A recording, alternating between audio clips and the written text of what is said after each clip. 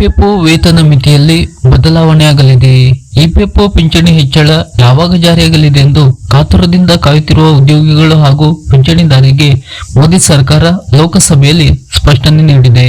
ಹೌದು, ನೌಕರರ ಭವಿಷ್ಯ ನಿಧಿ ಸಂಸ್ಥೆಯ ನೌಕರರ ಪಿಂಚಣಿ ಯೋಜನೆ ಅಡಿಯಲ್ಲಿ ಪಿಂಚಣಿ ಹೆಚ್ಚಳದ ಕುರಿತಂತೆ ಇತ್ತೀಚೆಗೆ ದಿನಗಳಲ್ಲಿ ಚರ್ಚೆ ಜೋರಾಗಿದೆ. ಬಹಳ ವರ್ಷಗಳಿಂದ ನೌಕರರ ಸಂಘಟನೆಗಳು ಮತ್ತು ಪಿಂಚಣಿದಾರರು ಹೆಚ್ಚಿನ ಪಿಂಚಣಿ ಮತ್ತು ವೇತನ ಮಿತಿಯಲ್ಲಿ ಬದಲಾವಣೆಗಳನ್ನು ಒತ್ತಾಯಿಸುತ್ತಿದ್ದು, ನಿವೃತ್ತಿ ಆದಾಯವು ನಿಜವಾದ ಗಳಿಕೆಯನ್ನು ಪ್ರತಿಬಿಂಬಿಸಬೇಕು.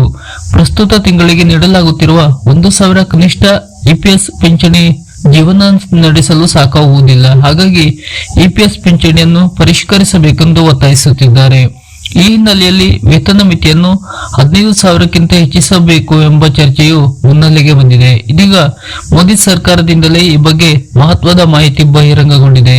ಲೋಕಸಭೆಯಲ್ಲಿ ಸಂಸದ ಗಿರಿಧರ್ ಯಾದವ್ ಮಾತನಾಡಿ, ಇಪಿಎಸ್ ಪಿಂಚಣಿ ಹೆಚ್ಚಳ ಹಾಗೂ ವೇತನ ಮಿತಿ ಬದಲಾವಣೆಗಾಗಿ ನೌಕರರು ಪಿಂಚಣಿದಾರರ ಸಂಘಗಳು ದೀರ್ಘ ಸಮಯದಿಂದ ಒತ್ತಾಯಿಸುತ್ತಲೇ ಇವೆ. ಸರ್ಕಾರ ಈ ಸಂಬಂಧ ಯಾವ ಕ್ರಮ ಕೈಗೊಂಡಿದೆ ಎಂದು ಪ್ರಶ್ನಿಸಿದರು.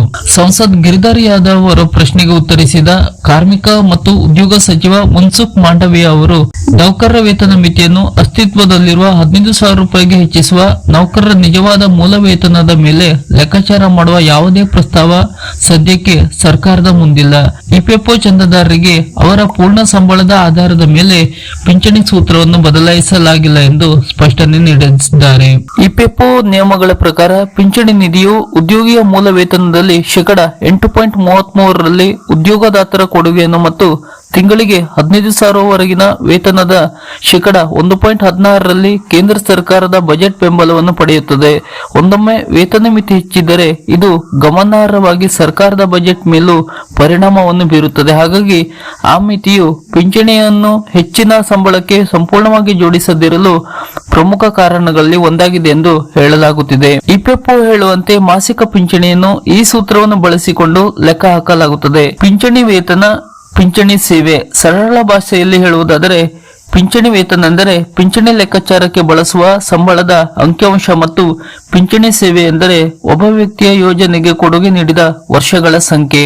ಲೋಕಸಭೆಯಲ್ಲಿ ಮೋದಿ ಸರ್ಕಾರದ ಸಚಿವರು ಇಪಿಎಫ್ಒ ಪಿಂಚಣಿ ವ್ಯವಸ್ಥೆಯು ಅಸ್ತಿತ್ವದಲ್ಲಿರುವ ಮಿತಿಯ ಚೌಕಟ್ಟಿನೊಳಗೆ ಕಾರ್ಯನಿರ್ವಹಿಸುವುದನ್ನು ಮುಂದುವರಿಸುತ್ತದೆ.